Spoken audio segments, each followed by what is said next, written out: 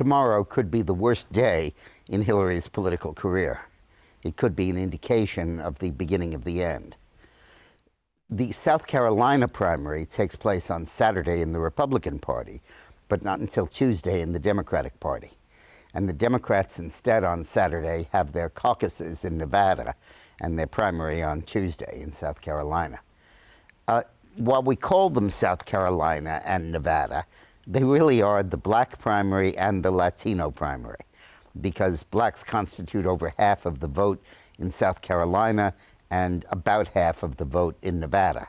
So in the Democratic primary. So this is really the first opportunity, and the most important opportunity, that Hillary has had to test her candidacy among Latino voters. And the polling shows that it's not going very well. She has, as everywhere, entered Nevada with a significant lead, and the most recent polls have the race a dead-even tie, probably presaging a Sanders victory.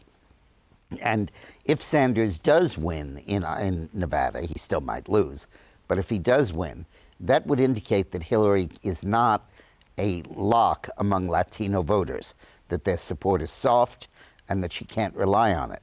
And then when you go into Super Tuesday, you have Texas, which casts 260 delegates, almost 10% of what you need to be nominated, will be chosen that day. And if the Latino vote is not strongly for Hillary, Hispanics cast over a third of the vote in Texas. It's going to be and the Democratic primary, probably half or more of the vote. It's going to be very damaging for Hillary. So this really is big time for her, and we'll see how this comes out. The black and Latino votes are very different in this country.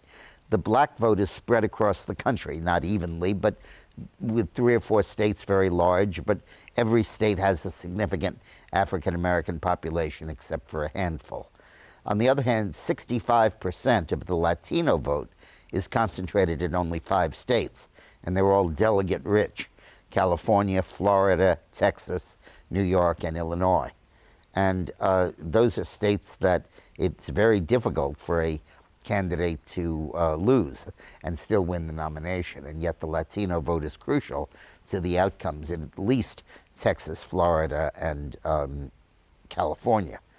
So this will be a very interesting test of Hillary's state momentum and her capacity to win on Super Tuesday.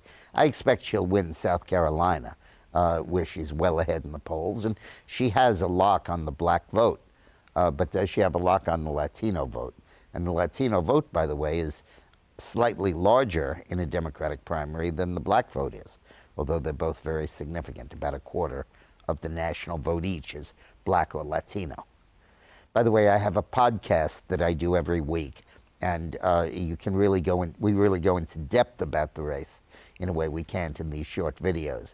So click on the link attached to this video, or go to dickmorris.com or iTunes or podcast1.com. Thanks for watching and listening.